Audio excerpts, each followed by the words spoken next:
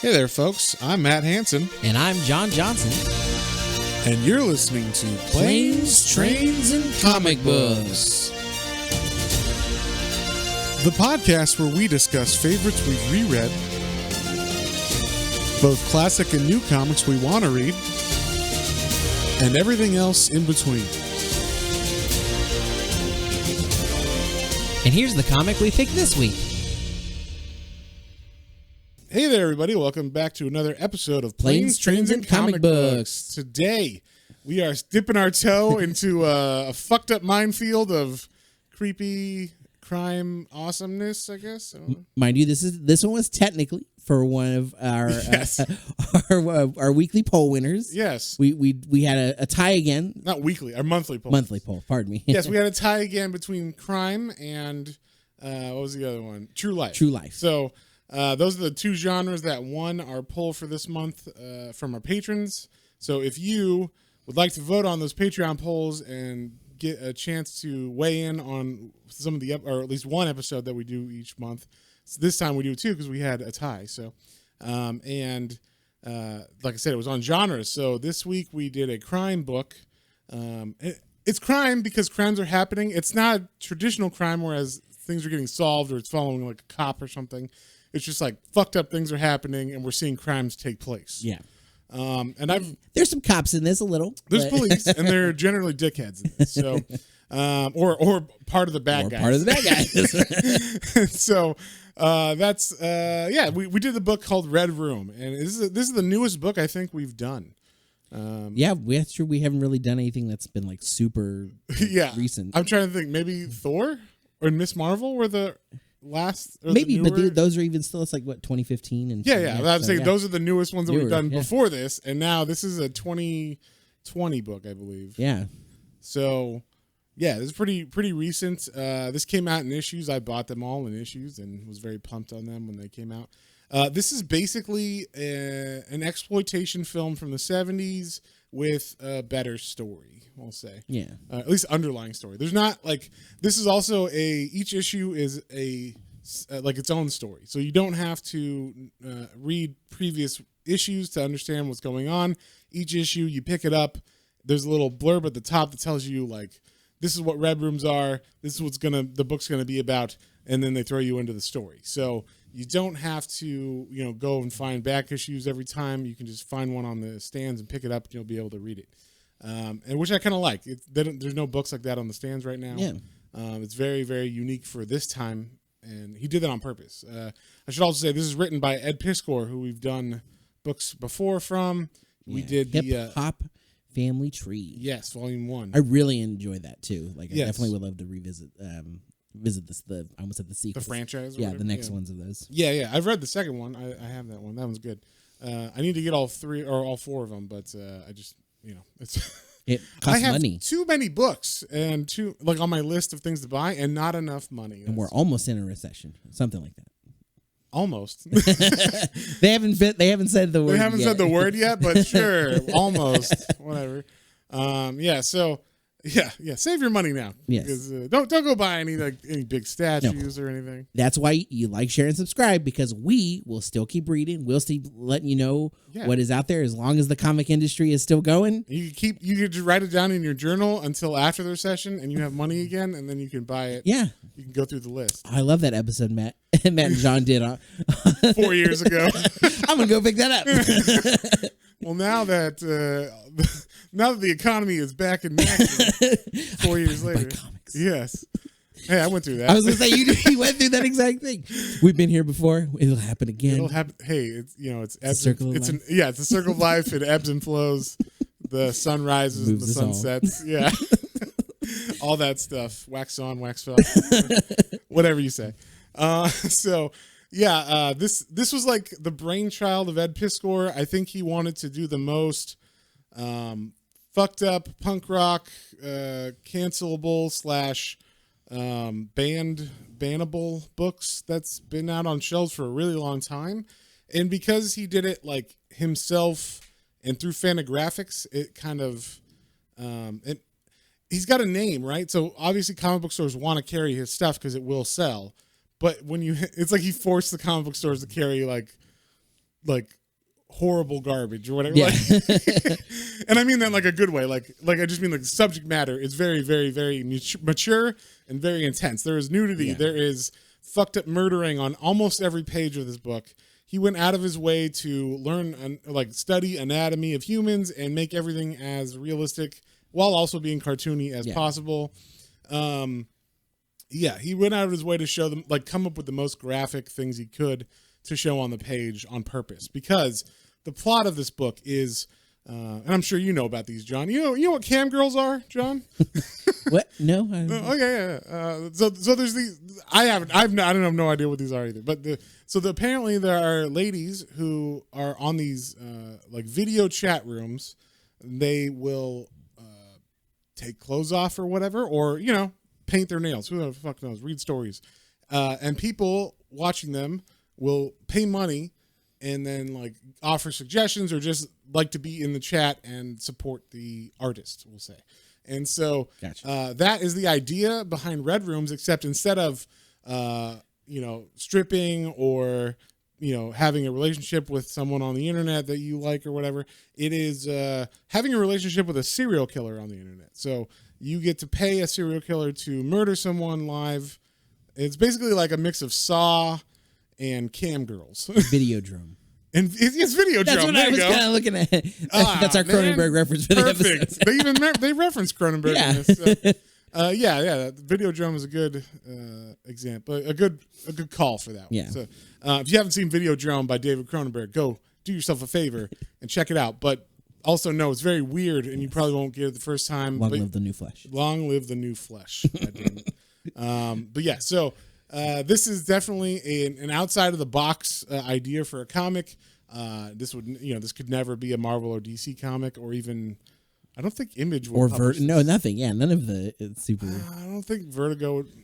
Vertigo might put this out. Yeah. Maybe if they toned it down a little bit, But this is a Fantagraphics book, so they are they'll let you kind of do anything as long as they believe in the project, I guess, and support the creator. So it's like the long and short of it, it's the dark web with these type of videos on it, but it seems like more than like normal amount of people watch these videos. Like definitely seems like more part of the like cultural, not acceptance per se, but like more people know about it, and like it's actively on the minds of more people, and people know how to get on the dark web more as well. Yeah. That's why I'm just trying to think about the perspective of it, because it's like it's like YouTube. Like we all know YouTube. It's like YouTube if it was harder to get to, and there's a lot more illegal stuff going on there. Yeah. Yes. We're there. None of that. Well, I mean, people try to upload that stuff to YouTube, but they have really good people to stop that, which is good. Sure. But I mean, I had friends that worked for YouTube that told me horror stories of, because they're content moderators, and some of the things they had to see. Oh man, I can only imagine the stuff that they would see. But it's good. I guess someone's got to see it. Right? So you can't leave that shit to an algorithm, or else they'll end up like the maths will end up being Skynet or some shit. Yeah, and something will get through because it'll be called or done different. They'll figure it out. Anyway, there's some weird things I've seen on. We've all heard about the people put those weird videos after kid in the kids section, but it's just like a puppet murdering another puppet, and you're like, why would this be in the kids section? Because it's got puppets in it, whatever. Anyway, so this book, it's fucked up. It's got crimes, obviously, because we're talking about serial killers and murderers. And so let's just dive in. Like I said, the name of this trade is called The Antisocial Network, and it is 4 issues long, but the first issue is a whopping 60 pages. So they gave you your money's worth in that first issue.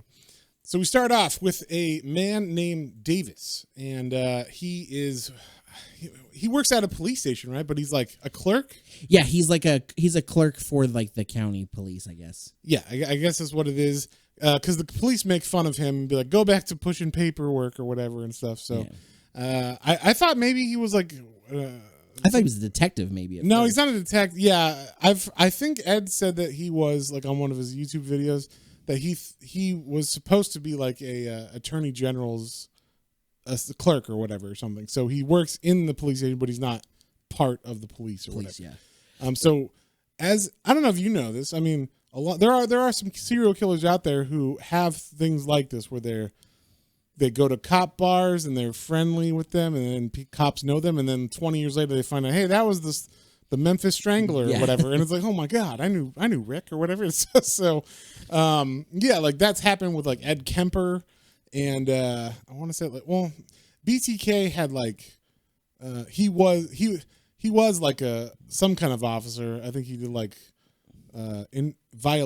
lawn violation officer. Like he would go around neighborhoods and be like, "Yeah, your mailbox crooked. That's a ticket. Fix that." Yeah, and then he'd murder you later or whatever. So yeah, there's people like that have been around police or in that area of work, and then they end up being serial killers. So I think I kind of already buried the lead, but he is a serial killer, but he's on his cool period, right? He's got a family and a wife and kids. And one day while he's at work, all of a sudden a cop car comes in and they say, "Oh my God, your wife and one of your your wife and kids have been in a car accident, and your wife is dead, and one of the daughters is like seriously injured, and the other one is in critical condition, but she's less serious." And so he rushes to the police station, and they tell him, "Oh, your wife is dead, and your daughter." He rushes to the hospital. What is it? Oh, he's at the police station. He rushes to the hospital. Thank you. And the doctor says, "Oh yes, your wife Dolores is dead. Your daughter Haley is." I like the way the doctor says this is so fucked up. But she's like, "So let's talk about organ donation, like for her, because like she's about to die. Like I don't know how to say this any better or whatever. It's like Jesus." And then he has a daughter named Brianna, and she was the one who was hurt least, but she's still kind of fucked up. Then we cut away from Davis. And we cut to some, I guess, like eco-punks. Eco-punks. There you go. They made me think of like Captain Planet a little bit, but punk version. They look like the kids from Night of the Living Dead. No, I'm sorry. What's the one from the 80s? Oh, Return of the Living Dead. Yeah. They look like the kids from Return of the Living Dead. But they are like eco-terrorist kids or whatever, like eco-punkers. You think this is a costume? It's a fucking way of life. It's fucking life. So yeah, there's a girl and a guy, and they're taking pictures of this factory farm runoff from this farm that's owned by the Thelma family. Yeah, I think that's how you say it, Thelma. Yeah. Thelma or Thelma. I'm not exactly sure how it's pronounced, but they're taking pictures of this, and they're like, we're gonna expose this family. This is like worse than some of those factory farms in Alabama.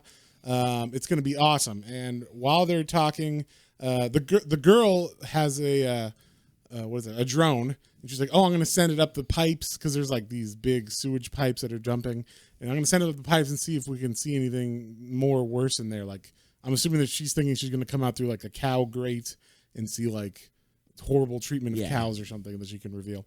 But as she sends this drone in there, it crashes because, it doesn't have that much room to move around inside of a pipe.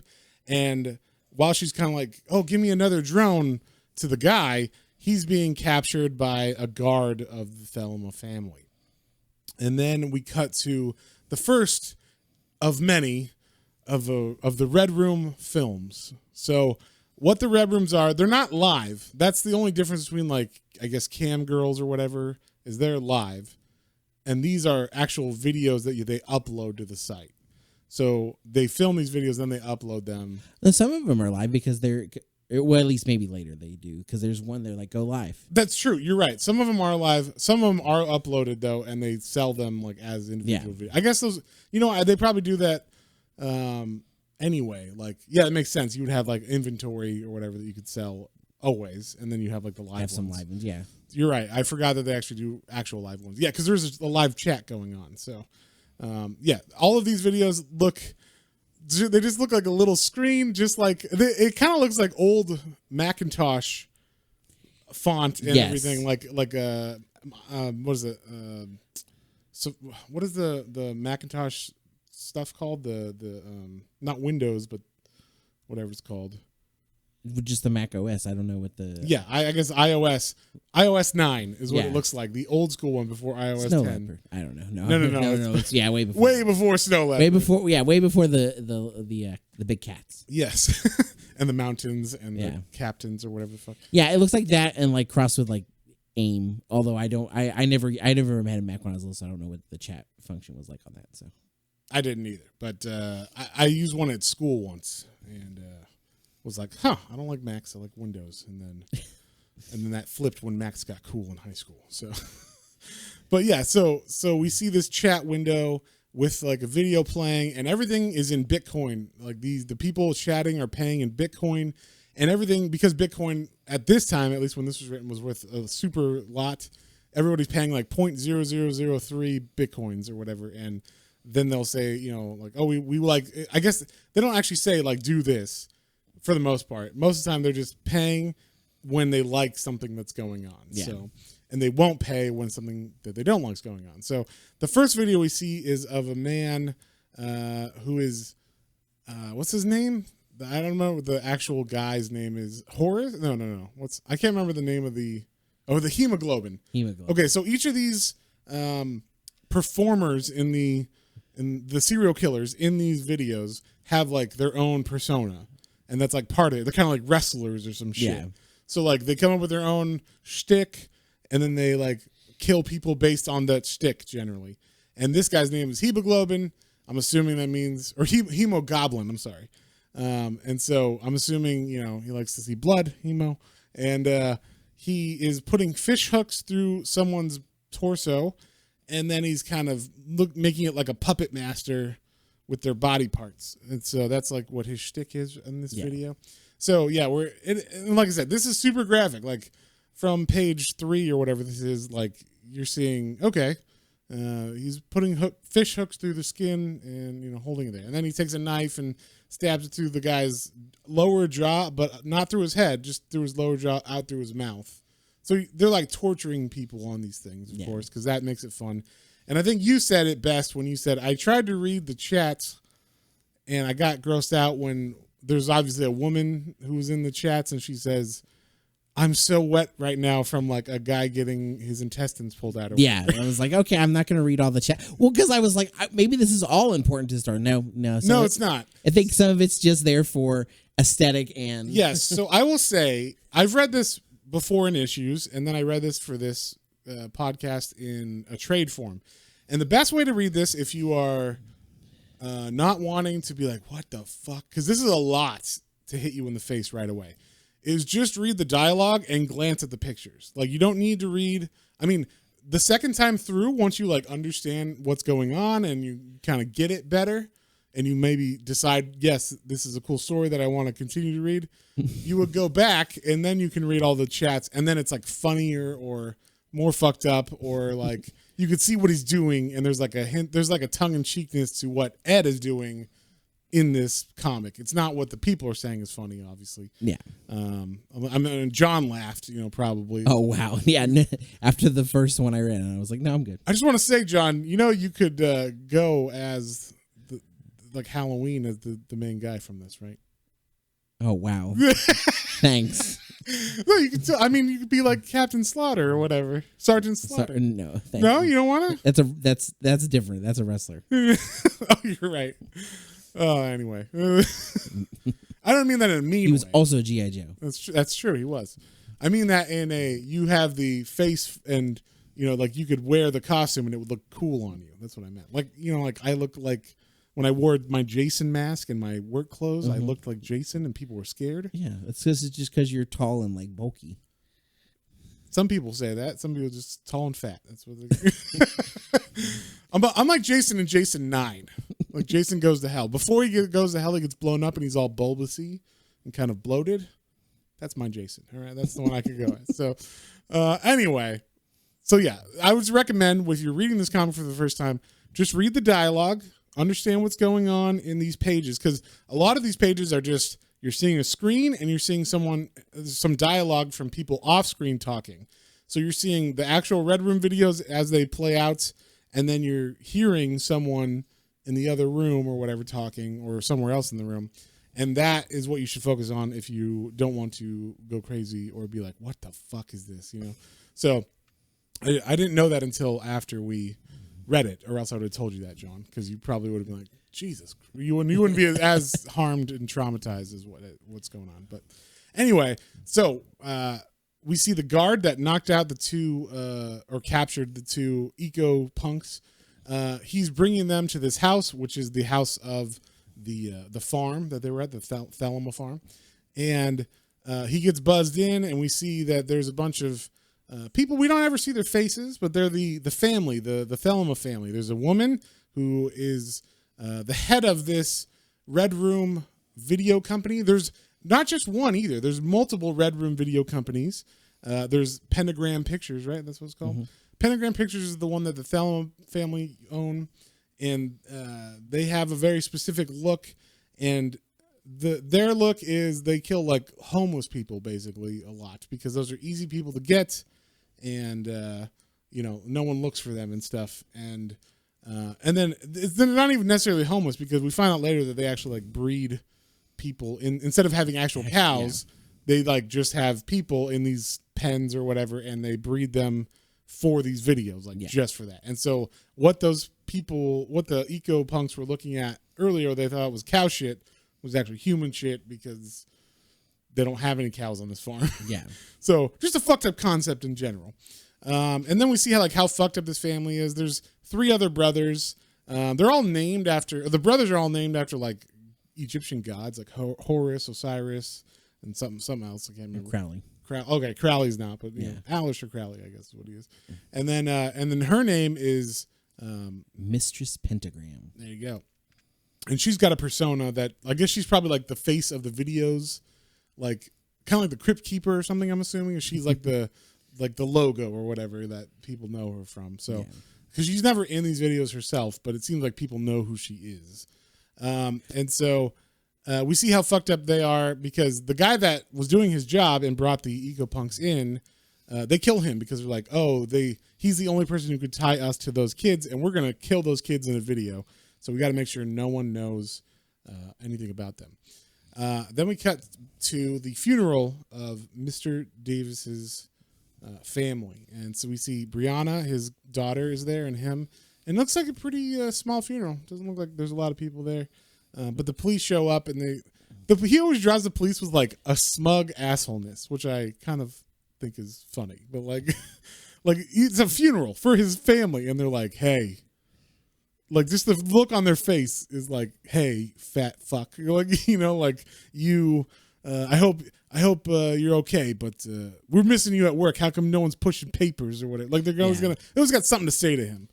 They did say it's for whatever you want to say. They say it, but their faces say something. That's what I mean. Like they don't actually say those words, but that's what their faces say. The emotion or the expression on their faces. They look smug and like dicks. So Brianna gets mad because as everybody's shaking her dad's hand, they're ignoring her, and then also everybody's saying the same thing, like, "Oh yeah, they were taken too soon," and.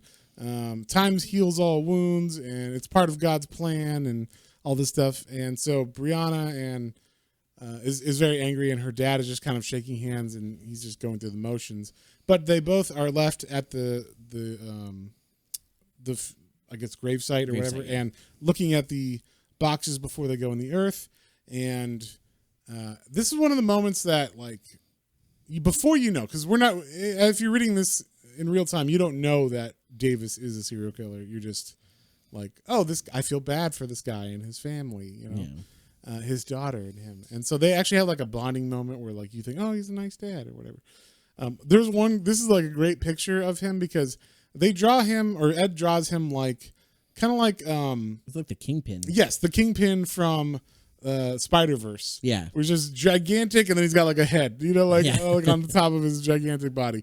And then but this was a funny picture or a funny panel because his daughter, who's also wearing black, is standing in front of him, and like her black dress is totally black. You can't see her dress at all. It just looks like her head and arm are floating inside of his black suit. The mask that is. Yeah, so I thought that was like a well composed panel just in general because it's interesting. It looks interesting. But yeah, so we see that he seems like a nice dad, even though. It seems like he actually cares about his daughter, even though in the background we know something's stirring, or we know, but Yeah. we don't know. If you were reading this for the first time, you wouldn't know. Then we cut back to those eco punks getting tortured live on one of these streams, and it's going okay, but it just seems like maybe the pentagram pictures haven't quite. Yeah, I guess the only thing that we'll say as far as like their concern is like they're getting a certain amount of like views and money, but they're like, but we need to figure out like how to get more. Like how can we up the ante with these videos? With all these different red rooms out there, how can we stand out even more? Yes. And then, we get a lot of Davis and his daughter and like her growing up. So like it seems like they maybe go months at a time sometimes in between these cuts. Yeah. Because like, now his daughter is, like getting out of high school. Then later on, or like she's about to graduate high school. Then later on, he's like, oh, I'm going to pay for your college. So it's like, these jump time for sure. Because, she's about to go with a friend, to like a friend's house for the weekend or something, and he's like, oh, I'm gonna go to my cabin, and then we don't know what he's doing exactly, but when he gets back in his house after she leaves, we see him open his computer and he's got like an evil smile on his face, and then we see a woman reflecting in his aviator glasses, his Mavericks we'll call them, and we don't know what that woman is, but until later on when we find out that we get introduced to like all the players in the Red Room universe, and by Red Room we mean all the different companies. So the one he was looking at is a woman that is the most popular Red Room channel, I guess, because she's a woman is what they're saying. Like, oh, she attracts that side of it, and then like the creeps who are into the murder, they want to see a pretty girl commit murder or whatever kind of thing. But we get a couple more of these guys. There's this guy named Poker Face, and he's got like Ed went out of his way to create personas for each of these guys, so each of these killers. And one person that's watching Poker Face's videos is a lawyer named Dominic, and he's the lawyer for all these Red Room people. If they ever get in trouble, he comes in and says, oh, they were just watching the videos, they weren't making them, so it's not murder or anything, and they don't know anything about the actual making of them. It's just, they downloaded it on accident, and what's the lightest sentence you can give them. And so he's kind of like the all around lawyer for the Thelma clan or whatever, the Thelma video production people. And then we cut to the house where they're about to make another video, and we find out like how they get their killers to the house and out without being noticed. And what they do is they actually ship the people. They have a guy. What's his name? It's oh man, I can't remember his name. This one's Hazard. Yeah, Hazard Paleface is his last. They call him Hazard Paleface. His persona is a clown with like an upside down cross on his head, and he looks like Bozo the Clown. Or no, he looks like Dr. Roxo, kind of. Dr. Roxo mixed with like Homie the Clown. Yes. Mixed with like Satan. We'll say Satan. Or Kiss. Like Kiss makeup or whatever. So Paleface or Hazard Paleface he gets shipped there in a box. They like give him anesthesia so he doesn't move, and no one in the shipping, no one at the post office would know what it is. And so he gets shipped there.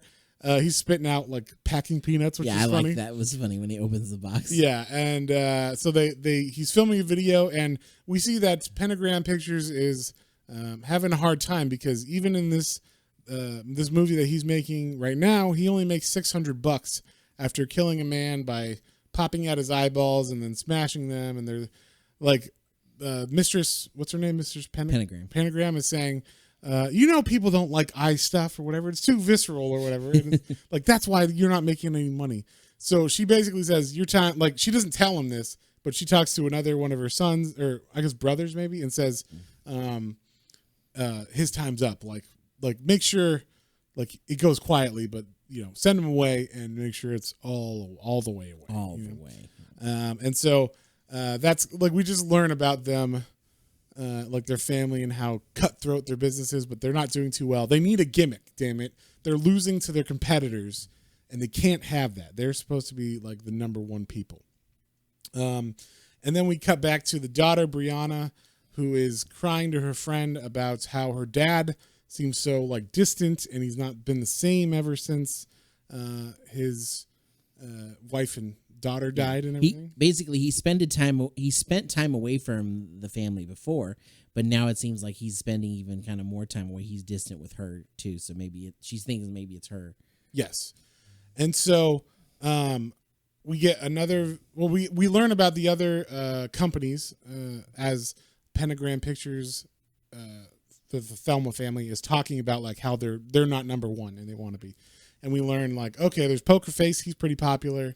Then there's a I don't remember what the name of the company is, but they have people that look normal, which is their biggest attraction. And they're like, we don't know how they get these normal people without getting caught, because you can't just pull, normies off the street. Someone's going to notice that they go missing. So they're like, they got people that look like your boss or your neighbor. Yes. Or Mark Maron. I don't know. This guy looks like Mark Maron. He does. And so, it's like, okay, as opposed to like junkies or prostitutes or something that people are not going to notice as much, or your own stable of cattle people that you grow yourself, which is what these people do. And so they look pretty rough. I'm like, you can just feed your cow people better, free range, run on the free range. Those are the free range children. Yeah. You're gonna get stringy and tough. And then we see the one that's like the most popular, like I said, is someone named Sarah Jane Payne, and she is the one that the dad was looking at, Davis was looking at earlier. And so we see the lawyer has met with a guy who he's getting off of a charge of owning or having in possession of Red Room videos.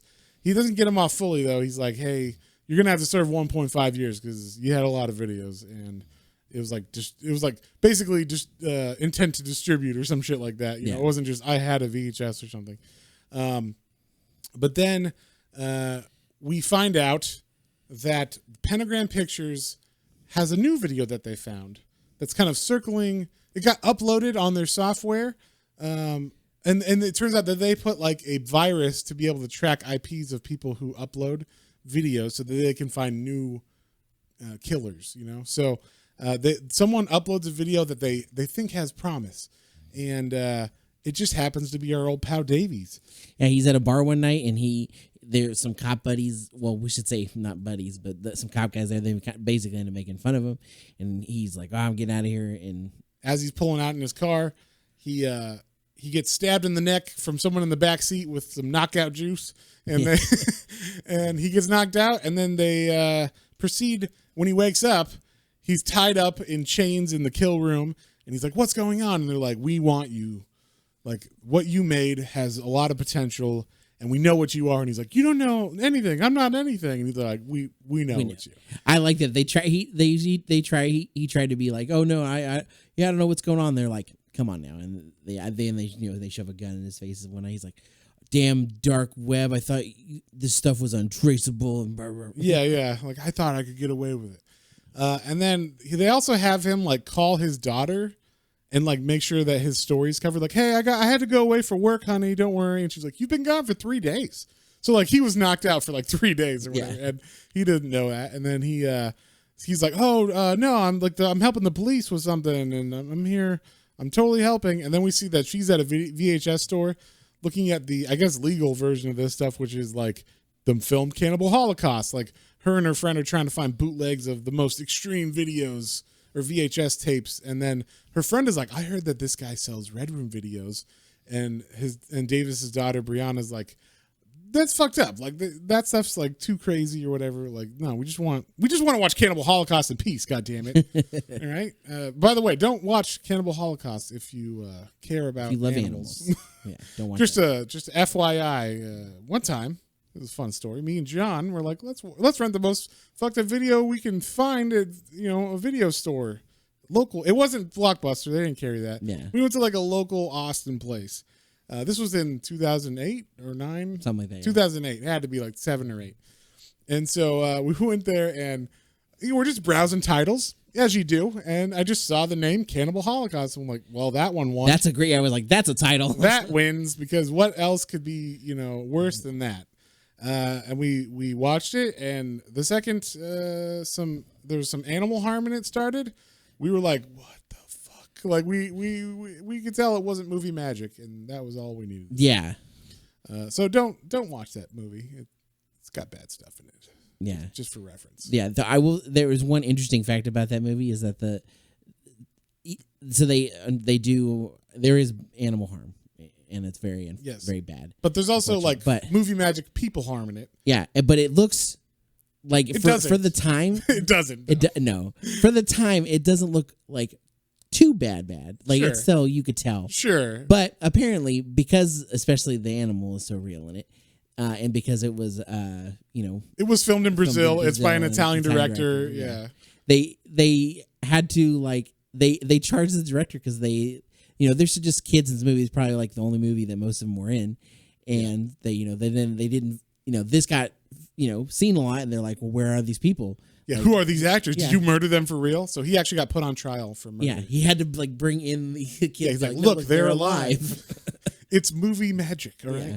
I just thought that. I mean, the animals weren't movie magic. I don't know why we had to kill them, but the people, we totally didn't kill them.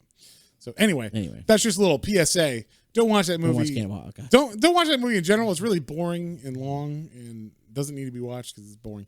But don't watch it, especially if you don't like it. If you don't like animal, well, no one likes it. But if you don't want to see animals get hurt. So anyway, they get this video, and the friend is like super stoked about it, but Brianna's just kind of like going along with her friend, who I'm imagining she doesn't like. Brianna probably doesn't have a lot of friends, so yeah. Her friend her friend looks pretty evil because I don't know why, and I would like to see like a reason, like ask him one day, like, why did you do this? But he like made her friend's eyes black, like there's no pupils, it's just black eyes. That's all the time. I noticed that while I was reading this again, and I was like, well, that's so weird. Such a weird choice, but whatever. I don't know. It's art. Who knows? But anyway, we cut back to Pentagram Pictures, and they're talking to Davis, and they're like, we caught you, and we know this is you. This is your, what is it? Major Slaughter. That's why you said Sergeant Slaughter. Yeah, there you go. Just different rank. It's Major Slaughter. His face is covered, which is why he thought he was protected, but he's got kind of like army fatigues on, and then he goes through the process of, do we know who he kills?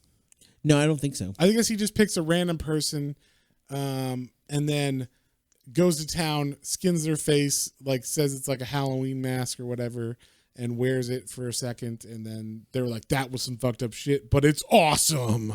We need you we need you making videos. Yeah, I have a proposal for you, basically. I definitely didn't see that coming. I was, I figured, I honestly thought or something. Yeah, I thought they were going to kill him or blackmail him, but I didn't see it being like, we want you. Yeah. We think you got the stuff, kid.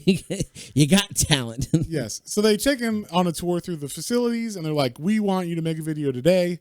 Here's our cattle farm, in quotations. It's not real cattle, it's people.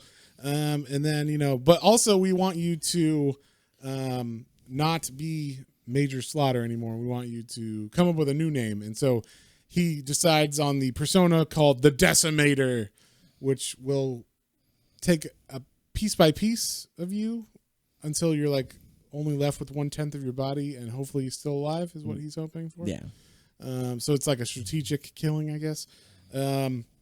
And his costume, describe his costume, John. I mean, it's a one of those old school gas masks that look like a plague doctor mask. It's a plague doctor. It's not a gas mask. Sorry, that's what plague doctor mask. Yeah. Then he's kind of got like barbarian chest armor. Chest armor, and like looks like fur cape kind of over his shoulders, and like he's got like almost like fur boots on too. And then he's got like, it looks like a Thor hammer and then a big battle axe. Yeah. And so that's what he's going at as on his first video. And when he makes that video, it goes super viral, and he's like, this is the best thing that's ever happened. Like, this was so fun. When can I do it again? When are we doing that? And they're like, and they were like, we got to pace it. You got to, people... What did she say? She was like, people don't want like the same thing every day. Like you gotta make you gotta make them want it. You gotta leave them wanting more. Yeah.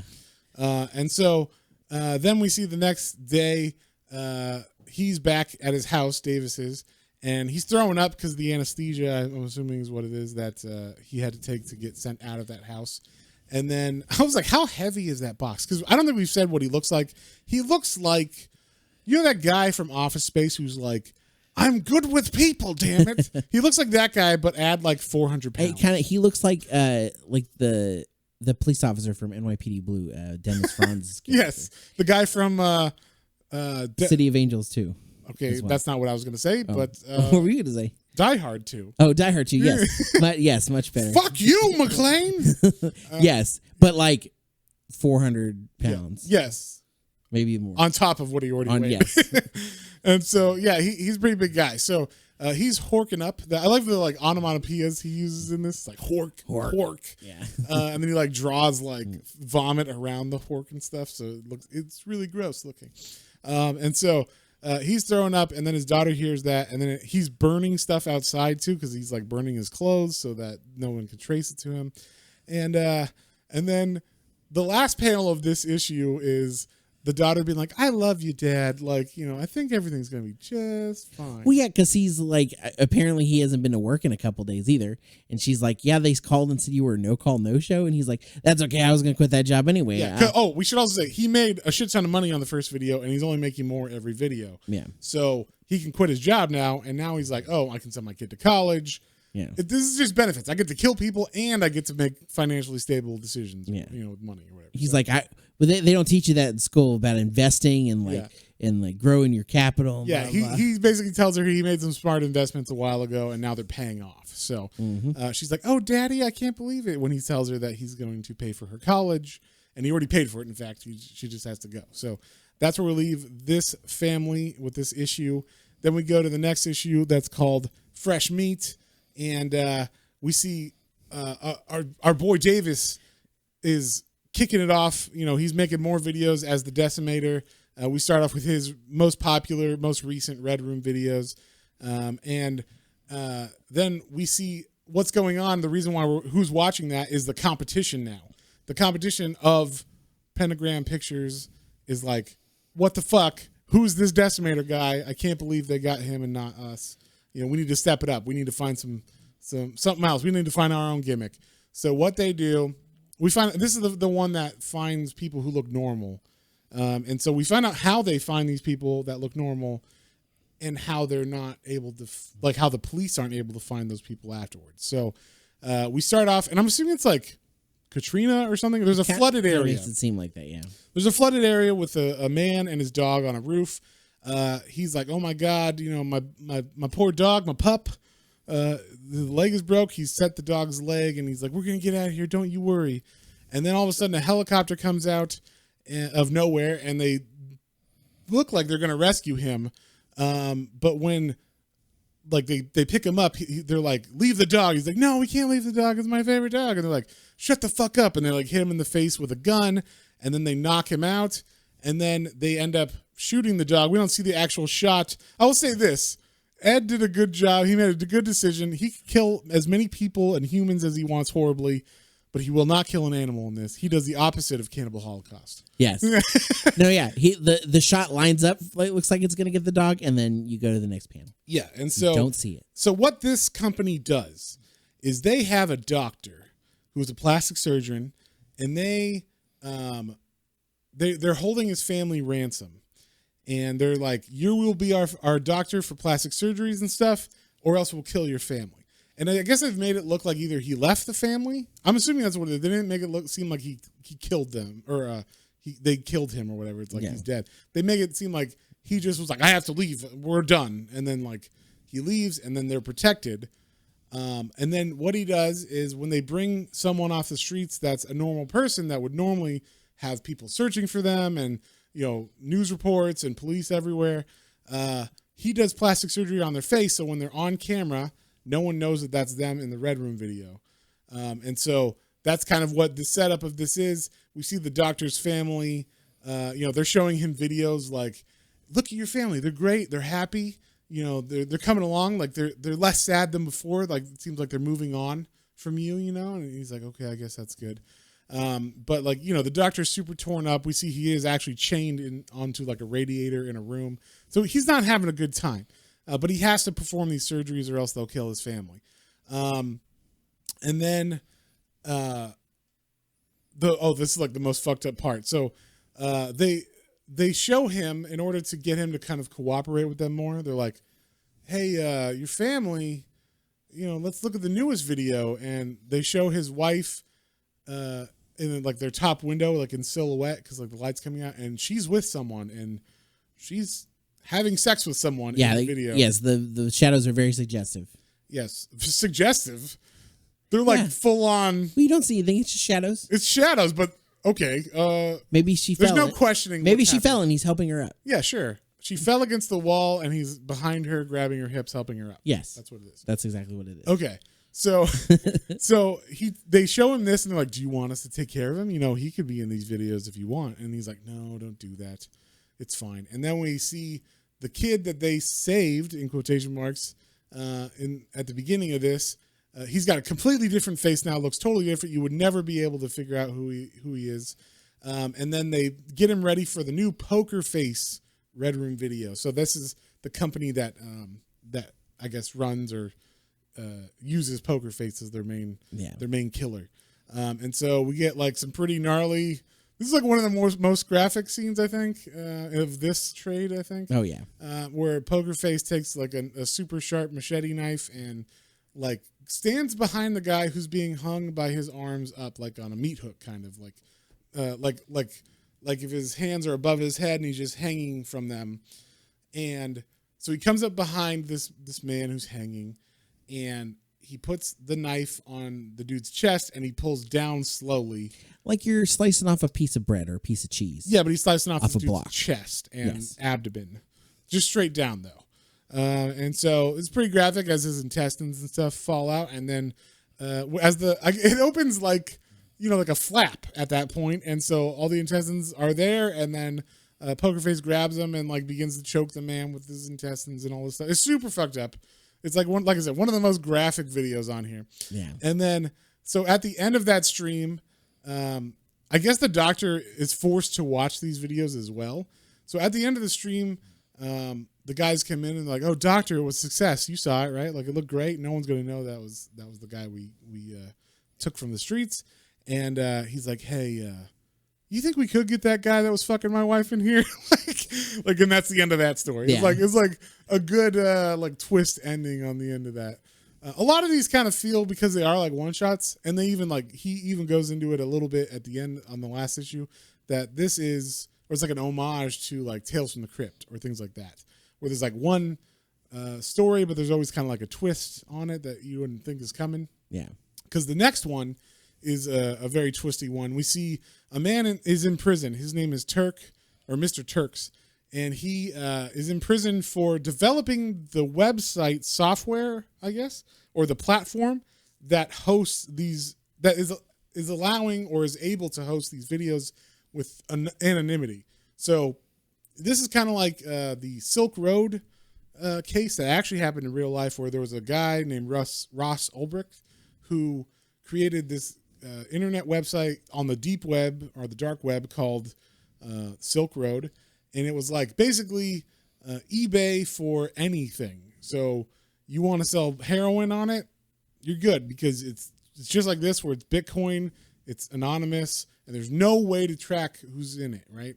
And so the police ended up like getting into this, like worming their way in, and getting people inside the I guess people who made it, like Ross and his group of friends, because technically they weren't doing anything illegal. They made a website where people were doing illegal things activities, on. Yeah. And so I guess it was like the platform for it or whatever. And so the police did not like that, and they arrested him. Depending on who you talk to, he's either innocent and in jail for trumped up charges from the FBI, or he tried to hire a killer to kill someone that was, I don't know, his friend or something, on that website. On the own website that he on his own website. And like talk to FBI agents or whatever about it that were like undercover. So I don't know exactly, I haven't researched it that much, but I just know that much about it. So this guy is supposed to be kind of like the Ross Ulbricht, where he was arrested for the crimes of other people on this website. Yeah. And he's been in jail, and the FBI comes up to him because they're like, I don't know if it's only the FBI, but like the CIA or whoever is in on this, the government, we'll say, government agents are talking to him, and they're like, we want you to like figure out who these sick fucks are. You're the one who created this. You have to be able to figure out like a backdoor into your own system or whatever, your own software. And he's like, well, you know, my parole's coming up, or like maybe not parole, but like my hearing is coming up for maybe what's like overthrowing your you know, trial or whatever. So maybe if you like put a good word in, we can work something out, like a thing. And it works. He actually gets released from jail, and because he said he would, you know, help he said he would help try to develop a way into the backdoor system. So he's like, he's not really going out of his way to help him. He doesn't really give a fuck about these the Red Room videos on his website. He's not doing anything bad. Yeah. That's on them. They're doing the bad thing. And so the police, he's going to string him along. He says like, oh yeah, I'll just work on it for like an indefinite amount of time until the statute of limitations runs out on my crimes. And then that's it. And the police said that they have other crimes that they never charged him with that they could throw at him at any time. But, you know, a lot of those, I guess, also have statute of limitations. So, and we see that he also has a girlfriend.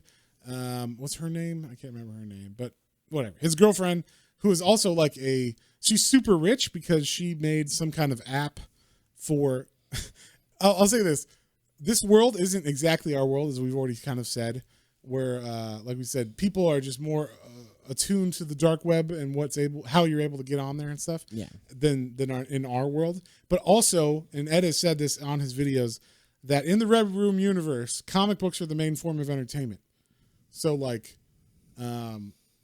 she develops an app that will categorize, you know, help you categorize your comic book collection. So like, that's how she makes it rich, because everybody in this universe has comic books and they need an app to help organize. So she makes an app, she gets super fucking rich in the meantime while he was in prison. So when he gets out, he's you know, working, or he's living in this mansion basically with her. I did like that. They pull up to the house and he's like, holy shit. Yeah, he's like, this is a long way from our apartment. Like, and so we find out, you know, or when they get there, of course, he's like, it's been a long time. I've been in prison. Let's make some love. They're like, we're doing it all over this place. Yeah. They go to every room and christen. And so that we see the next morning, or I don't know if it's the next morning, but when he wakes up from their loving times, he hears her like kind of horrified, and we see that she's on his laptop that the government gave him to start his work, and watching some of these red room videos, and she's horrified at what she's seeing. She's like, oh my God, I can't believe it. And you have to stop this. Like this is horrible that it's on our platform and we can't, you know, allow this or whatever. And so, it kind of gets him to be like, okay, like I'll look into it more or whatever. Cause before he's like, I don't give a fuck about, like, that's on them. Like, I'm not committing murder. Yeah. Like, I made a thing that should exist, which is a way for the government to not be able to track whatever the fuck you're doing. And if these sick fucks want to use it for, you know, murder, then that's on them, and the government can try to find them if they want, but I'm not under any obligation to help them, especially since they arrested me for no fucking reason or whatever. So he decides to help out more now that his girlfriend is kind of disgusted by it or whatever. And so we also see that the FBI comes over and shows him some footage of a man who is suspected of being one of these serial killers in the Red Room videos, specifically Major Slaughter. And so we see that Davis has been arrested, and there's like they have like the videos of him in the interrogation room talking about the Red Room videos with the lawyer guy that we saw earlier, who works for the... Dominique. Yeah, Dominic. Or Dominic, pardon me. Dominique. Well, because his last name is something like that. So. Yeah, Dominic de Blasi or something like that. Yeah. And so anyway... Excuse me. So this is kind of like, this takes place in the future, obviously, because as of we were left with Davis before, he's just working. He's not arrested yet, but maybe this moves along a little bit further. I don't know how far along this is, but obviously if he's arrested for this, then his daughter would already know that, you know, this is what's going on and whatnot. So that stuff gets addressed later on in the next Yeah, I trailer. was like, do they take back the college money? Or like, how does that work? They probably would if they would just take everything, right? They just, But that's her. You're going to take the government doesn't education care. away from you. I know. So spurred on by his girlfriend, Mr. Turks starts working on, developing a backdoor into his own old software. And he decided, like, he can't do it. Like, he's like, we made this too good. Like, we made it so no one can break it, including us. And so his girlfriend is like, oh, why don't you take a break? Hit it tomorrow hard. I'll work on it because, she does tech stuff too or whatever. And then she logs onto her computer to work on it. And we see she's actually into these Red Room videos herself. She has her own screen name called Demon Bitch. And she's tipping and watching these videos on her own. And she's talking to the people in the room like, hey, guys, you ever think you might, want to stop watching these? Like, I wish I could, but I can't. And, like, I'm addicted. But I always kind of wish, like, the government would figure out a way to stop these videos from being able to be made, because then I would be able to, like, be free of this addiction. And so that's, like, the twist is that she's in on it. Because she's actually addicted to these Red Room videos as well. Yeah, I do like yeah, she's in it, and then like the last panel, she's like, you got to save me, baby. Like, she's like, you need to fucking solve this because I'm addicted to this now. Yeah. And then the last story in this is about one of these creators or these artists that are serial killers named Donna Butcher. She apparently was one of the like first and most circulated videos. We'll say she's like the Betty Page, I guess is what you call her, of this movement or whatever. I could say, yeah, she's like the first. I mean, because Betty Page wasn't really like a porn star, but I don't mean like porn star. I just mean like people, everybody knew, like she circulated around. She's very popular. Yeah, and for like a risque thing. Yes. There you go. But this is obviously more than risque. Yeah. She would wear like or this woman named Donna Butcher. She would wear like scantily clad stuff while she killed people or whatever. Yeah. She it's kind of like she has like battle armor too, but then also scantily clad. It's interesting. She kind of has the armor of Peacemaker's dad in the show. Yeah, but her tits are out. So that's the difference. And this one is totally walked through by a crypt keeper, but his name is the cryptocurrency keeper, which I thought was funny. Yeah. And he tells the story just like the Crypt Keeper, where he'll like interject himself at in opportune times at opportune times that'll make like jokes in the story or whatever. But we find out that when the starts, there's a woman or a girl named Raina who is a tattoo artist, and we find out the reason why she is a tattoo artist, or we don't know why she's a tattoo artist, but she's training to be a tattoo artist. We find out a bit about her history because she's super rich and we don't know why. And her friends are like, how are you making so much money? And it turns out that Donna Butcher, in this first video that went viral back in the day, killed her dad on camera, and he was like the first victim ever in one of these videos. So everybody that's ever caught with these videos, with that specific video on their computer, has to pay restitution to her for the rest of their life or whatever, because they're watching her dad get murdered. And so that's like the crux of this, is that she's gonna get revenge on Donna Butcher for this. So yeah, like we get a little training montage of her. She's like a lecturer or something. She's like, montage. She's doing all this like fight training and knife training. Yeah, and boxing and running and conditioning. And so she on purpose downloads like a shit ton of Red Room videos in order to get put in prison. And it's like a big scandal because it's like daughter of killed person in these videos ends up getting arrested for these videos. And so it makes it like it makes it so the judge is extra hard on her. And I guess she's in an area where Donna Butcher went to prison anyway, because Donna Butcher eventually gets caught. And then we do end up actually seeing what happened to her dad, like the actual video. Of course, he's going to show the actual video. Yeah. But we get like right in the middle of this, the Crypt Keeper cuts, and we see what Donna did, like, or how she became Donna Butcher or whatever. And basically she started off as a porn star, but not before she was like a little kid. where she like murdered her family and the dog. And yeah.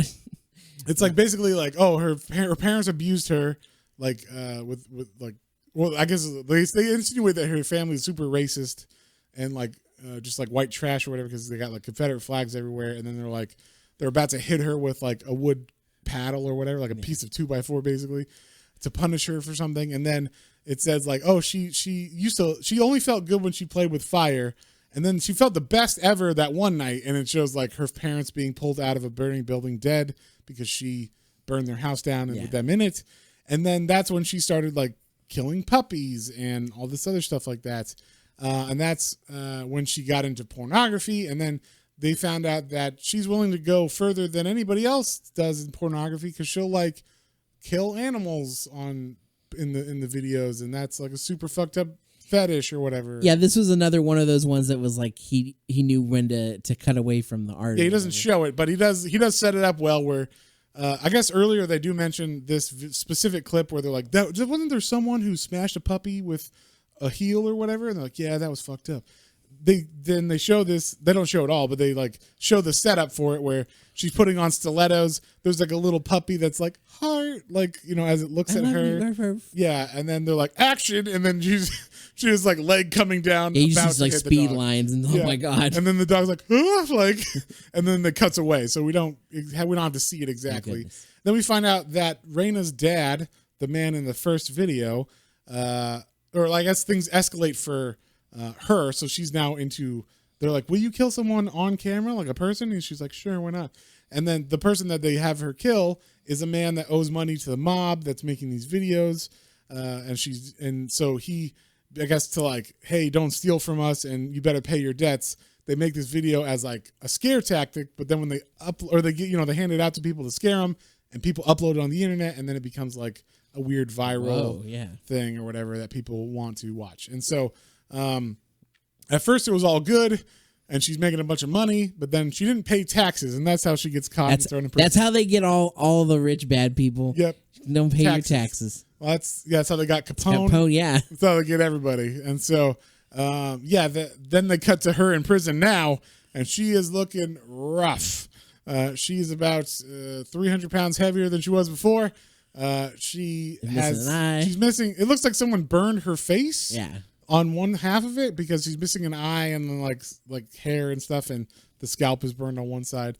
But she has a lot of tattoos, and that comes into play because all of a sudden we see that there's another person in this prison as well.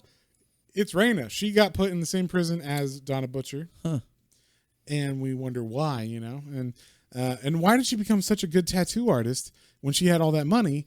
And it's because she knew Donna Butcher had a bunch of tattoos because she saw her in a documentary, like on Netflix or whatever, about those videotapes that they made of her dad.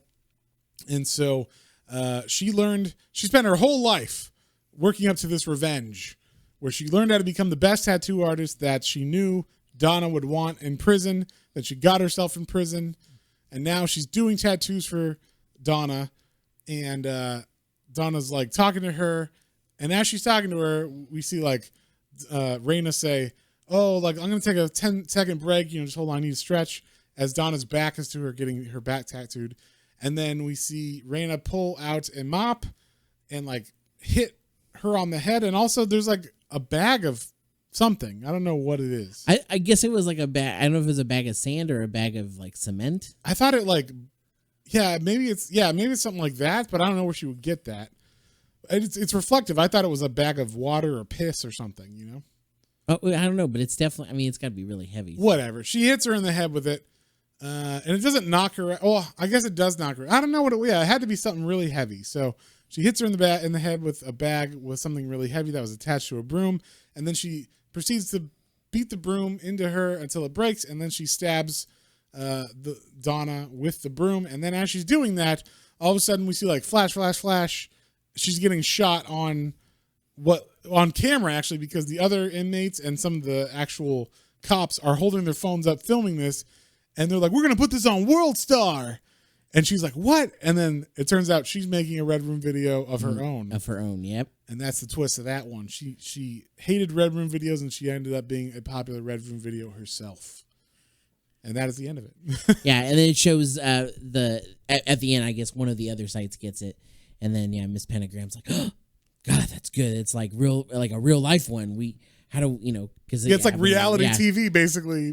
But for Red Room, she's like, how do we get in on this? Yeah, and so that's the end of the trade. Those 4 issues. So John, what did you think? What would you give this one? Man, so I had. Now we could do an asterisk with this, like obviously this might be only for people who like super fucked up horror or like exploitation films or things like that. I was gonna say, even for us, like that's been one of our things for so long is like watching really crappy movies, and a lot of them happen to be like exploitation or something weird that has extra gory killings and stuff. But I don't know, for some reason, the way he draws it in this comic form, I got uneasy once or twice for real. Like I was like, oh man, like I definitely like I said, like I was reading the like text blurbs and the pictures, and I was like, I skip forward. Yeah, that's what I'm saying. Like, just read the text. Yeah. Don't read the actual talking. Yeah, the talking text, not the chat room. If you could look at the pictures, just scan them quickly with your eyes. You know what's going on. Yeah, but you don't need to actually read any of the chat room. I think the chat room is the most fucked up thing in this.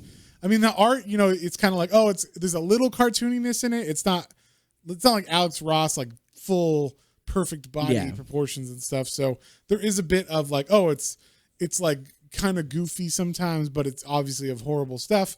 But the chat is where the people are super fucked up in just talking about it. So I get it, John. I understand.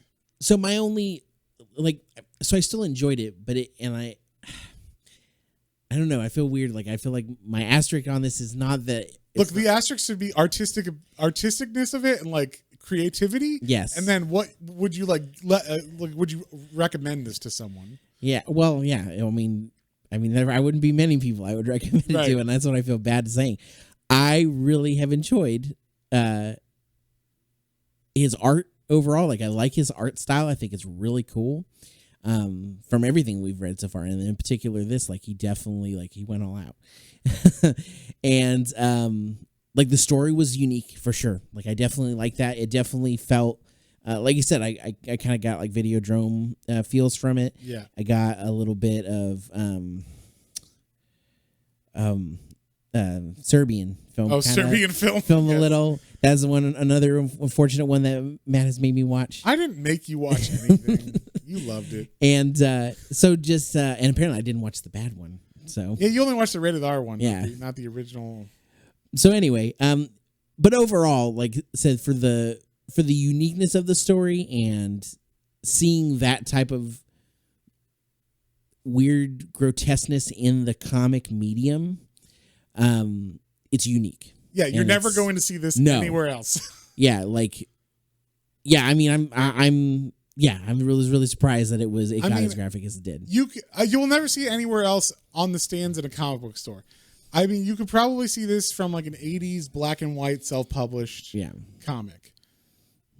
But it definitely isn't as popular or as well ordered and all that. Like, it's not as ubiquitous, Oh, side note is I don't remember because I've listened to Cartoonist Kayfabe. Shout out to their podcast. Oh yeah, Ed has a podcast on YouTube called Cartoonist Kayfabe. It's a podcast audio as well. You can download, but and that's I watch that religiously. He just goes through comics with his buddy Jim Rugg, and they talk. Is the Outlaw Comics? Is that his? The little thing on the front. What do you mean? It's the little logo, Outlaw Comics, or was that just a play? That's just they like Outlaw Comics. Oh, okay. So that's just. They always talk about Outlaw Comics on it. So. Gotcha. Okay, I didn't know if it was because it kind of looks like the Comics Code too, which was that's on purpose. Okay. Yeah. So overall, I would say with everything thrown in this, I'm going to give it a 7.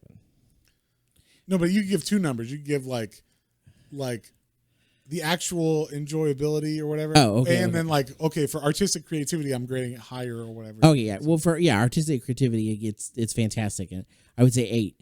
And then enjoyability, we'll say 6.5. Okay.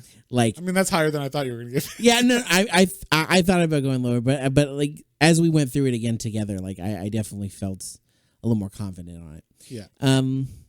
Yeah. It was good overall. I still enjoyed it. I don't know about the recommend, like only to the friends that I know that are like this kind of, weird, Sure, messed up stuff. sure. So I know people. I'm really curious to see how this episode goes after people find out like what the comic is about and how far they listen. If you get this far, please leave a comment of what your favorite part was, because I really want to know genuinely. What's your favorite Red Room video? We're gonna catch you. We're going undercover for the FBI. Okay, yeah. So I would give this because I had the same. So this might surprise you, John. I had the same reaction as you did when I first read this. It does surprise me in issue form, because this goes all out. There's no punches pulled. He goes all out, and so when I saw this and I read it for the first time in issue form, I was like, okay, this is a lot. There's a lot going on page graphically as well. Like there's a lot to take in, as well as the subject matter, So it's like, if you go see a 3D movie for the first time, it's just like so much information at your face. Oh, that's such a good yeah, and you're just like, oh, I can't take it all in. I kind of like what I'm seeing, but it's also making me car sick or whatever, like or I'm getting a headache or whatever, Yes. like there's a lot going on. But so I read it, in issue form, and then I read it for this, and now that I knew what was coming, it was much, much smoother, right? I was like, oh, I'm picking up all these little jokes he threw in, all the nuance, like little winks to the audience that watches cartoonist kayfabe and stuff. Like, I feel like it's definitely one, if you can muster through it one time and you're like, you don't hate it, you're like, okay, let me try to read. I would suggest reading it again, but this time just now that you know what's coming, it won't be like as much of a brick to the face. Matt cracked open a durian fruit and was like, oh God. He ate some. He's like, well, I mean, it's kind of good. And then was like, a month later, like, hey, I got some extra leftover durian in the freezer. I wonder if I should pull that and have some again. Or like falafel or something. Yeah. The first time you have falafel, you're like, it tastes like feet. And then you're like, I kind of want some feet. Like, what's that? Oh, the tobacco. The tobacco. Oh, yes. Like, oh, it tastes like grandma. And they're like, it does taste like grandma. I'll take 2 buckets. so yeah, it definitely grew on me. I was supporting it just because I support him, and then I like things that are crazy, like that are never going to be seen anywhere else. They're one-offs. You're never going to have a book like this again. I buy a lot of comics that are like that, even books that I just like the concept of, but maybe aren't my favorite book all the time. But I like reading them, and I like seeing where the author's going to go with it. Like Ice Cream Man or something, where it's an anthology, and I don't like every issue as much as every other issue, but overall I support the concept, the horror genre in comics, sure, and good stuff. It is overall a good comic. I might not like every issue, you know what I'm saying, but like just overall. So this is kind of like that, where like I wanted to see where it went, and then also the best thing is every story is different. Every issue is a different type of story. If you don't like the Davis story from issue 1, try issue 2, or like, you heard us break down what the issues were. Try, one that sounded interesting, maybe the one with Mr. Turks, because that one's like about a guy specifically who seems interesting. Less Red Room content in that one until the end. So like, it's just getting into this world is the hard part. And then once you're in the world, it's kind of like a frog that's sitting in boiling water. You got to start it at a tepid temperature. Yeah, so they don't freak out. And then, you can't just throw it in boiling water. No, I have to say, in particular, the Mr. Turks one, that's the best one. I would say to ease in. Well, not that's ease in. issue 3. That's issue 3. But it was cool because it was such a good twist for one of these, is that this guy, didn't, that's not what he created it for, but whatever. It's not his fault that that's what's happening with it. Right. And then, for the twist to be like, oh, now his girl's addicted to it. And it's like, oh, man, that was definitely one of the cooler of the twists. Yes. I also liked the last one just because the format was like the Tales from the Crypt. Yeah. And there's a lot of really raunchy jokes in that one where like he'll just burst in like in one panel and be like, hey everybody, just a little infomercial. I got this like what's it called? Fleshlights. It's the new the Crypto Keeper fleshlight, and it's all like it's got like I don't know. It looks like if someone took a flashlight, and I'm not going to describe what that is, but you could probably guess. It's a flashlight. Sure. Shaped thing? Yeah. What are you talking? The flashlight is a flashlight. It looks like a flashlight. It looks like a flashlight. Yeah, that's all you got to say. Okay. It's a flashlight you fuck. I'll say that. So because that's the other part of it, Yes. John. And so it's for men. All right. And so sometimes they are molded to look like certain things, body parts or whatever. And on this specific one, it has like looks like Judas Priest studs around it and stuff. It just looks all like 80s metaled out, like if Eddie from Iron Maiden had one of those. Okay. Yes. So yeah, I thought that was really funny. It like made me laugh out loud while I was reading it. So yeah, I liked at the end of when he's telling the backstory on Donna Butcher, and he's like, "Snuff said" at the end. Yeah, Snuff said. Yeah. Yeah, very crypt creepery. I like that. Yes. So I'm going to also give this an asterisk 1, right? Like my asterisk rating is, I'm going to give this an 8.5. I think it is very creative. It is very boundary pushing. It's very one-off and unique. And he's really trying to push himself to make these kills interesting and stuff while still having humor, still having a story in the background that's like these crimes going on that are pushing the story forward.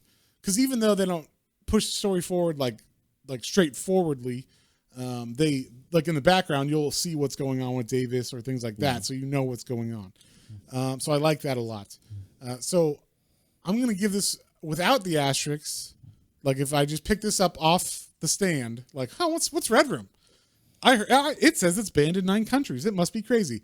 Much like our Cannibal Holocaust experience.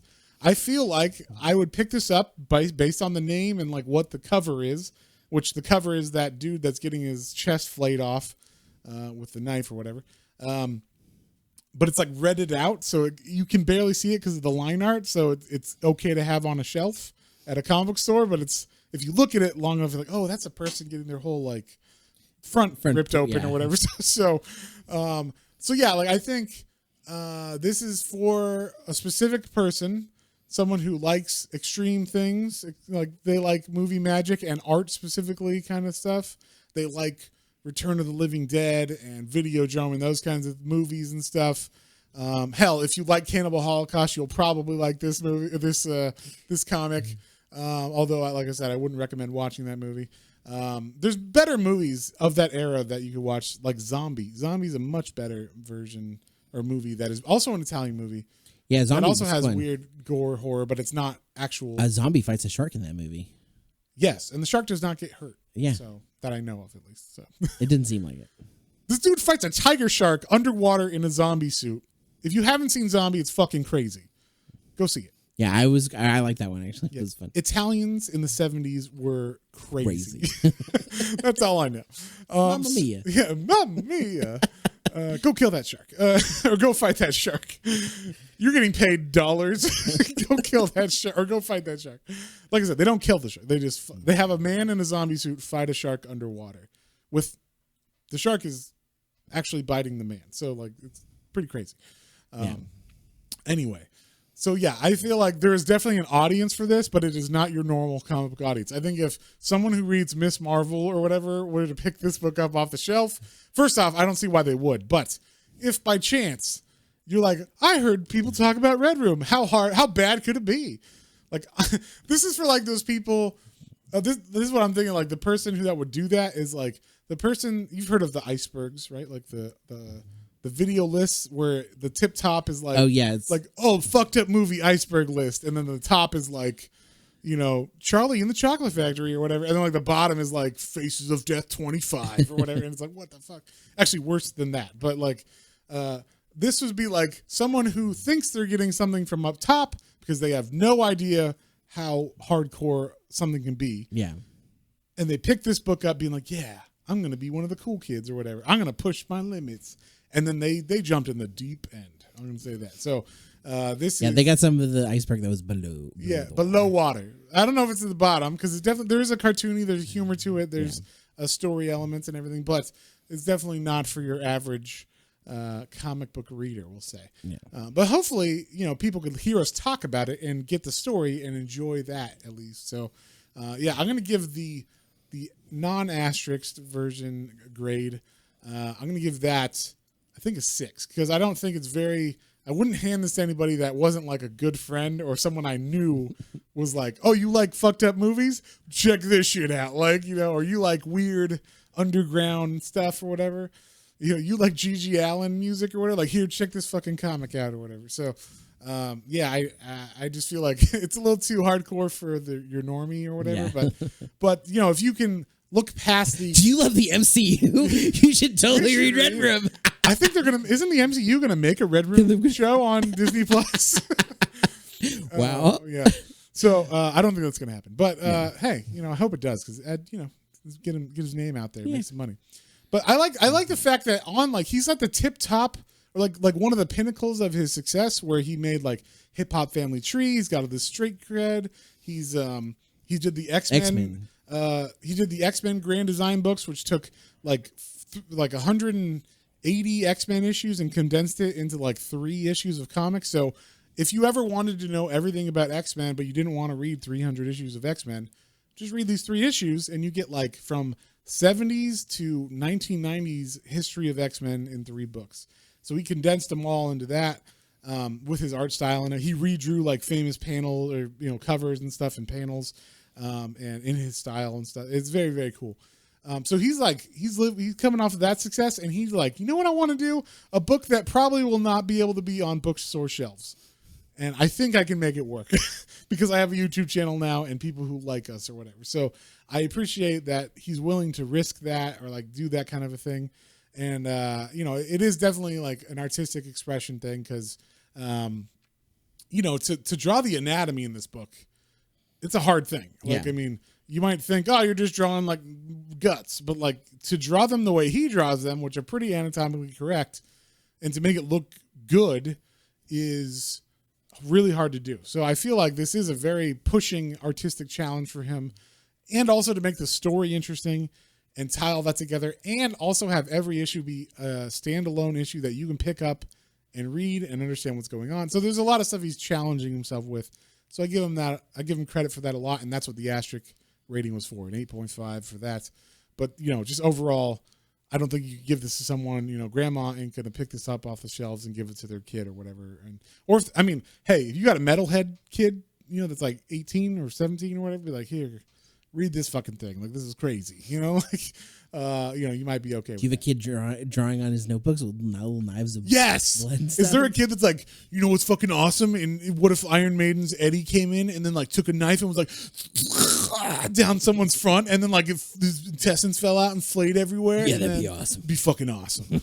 Yeah, that's exactly what this book is. It's some like high school metalhead kid's notebook, that he has to write in for, composition class.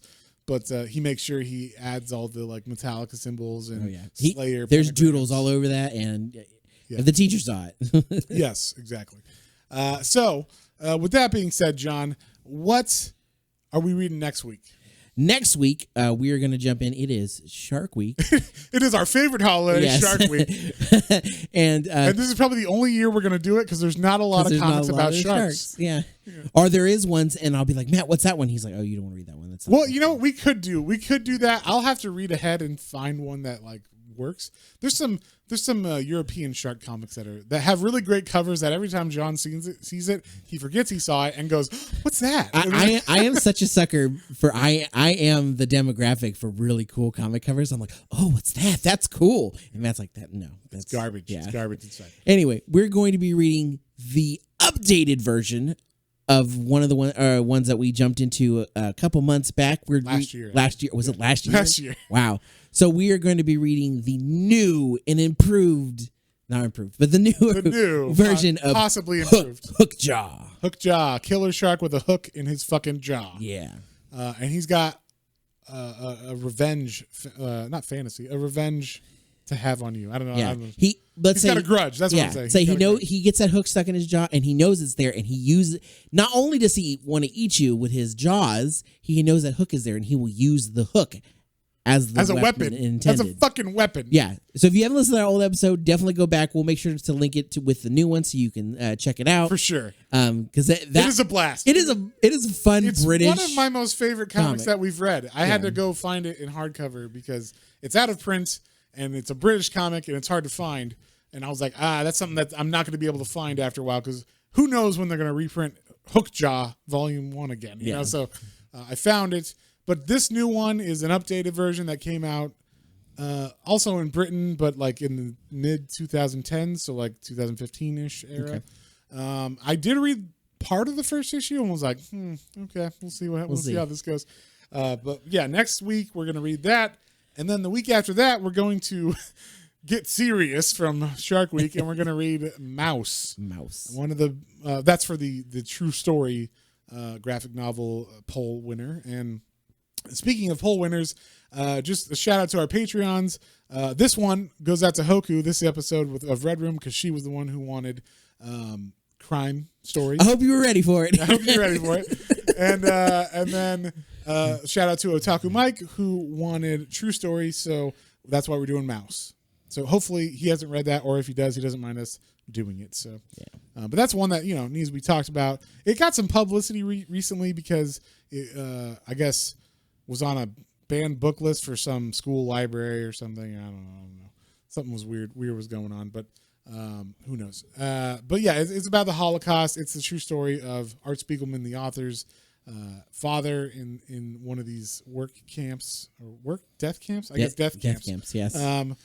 Death camps during World War II. So it's a very serious story, and it's told in a very specific, interesting way. So we will read that in 2 weeks, and Hookjaw next week. And if you would like to become a Patreon member and vote on these episodes that we do, and have a say in what we're putting out there, you can join us at patreon.com/planes, trains, and comic books, all one word.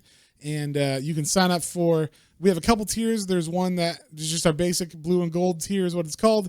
And you just become a team member. You get to vote on polls. You get our weekly post updates and everything. And then, if we have anything extra we'll do later, maybe that'll go on there too. But for now, it's just that. And then that's kind of like you support what we do. You like our podcast weekly and everything. Because these are a lot of work. We put a lot of effort, and also all the YouTube and videos stuff we do. And then like the Swamp Thing Matt's minis. So on top of that, if you like Swamp Thing Matt's minis and you don't know, I do a Hellblazer Matt's minis on Patreon. So if you like the concept of Swamp Thing Matt's minis, where I read every issue of Swamp Thing, I am doing that with Hellblazer. We are currently on issue 29 this week. So working our way through a 300 issue series of Hellblazer. And then, yeah, with Swamp Thing, I think we've already gone past the Alan Moore run. We're almost to issue 100. So we are working our way through it. And I think we only have 60 more issues after that. So no time at all. That's only another year of content. Yeah. So, that's it. And then we got volume 3, volume 4, volume 5, and volume 6. So, just the rest of my life going into Swamp Thing. But yeah, I really like doing those, and I hope you guys enjoy them as well. So definitely check us out on Patreon if you would like to get any of that extra stuff, and also just vote on polls and, get more involved with our podcast in general. Yep. But you can check out all of our social media as well. We got Twitter, we got YouTube. Obviously, we have some content on there just on YouTube. We also have our Instagram and TikTok. And Twitter. I said Twitter first. Did you? Oh, yeah. I don't know. I wasn't paying attention. Pay attention while to you're me. talking. That's fine. But we appreciate y'all listening, like, share, and subscribe. And I guess with that, we'll see you on the next one. On the next one. Bye.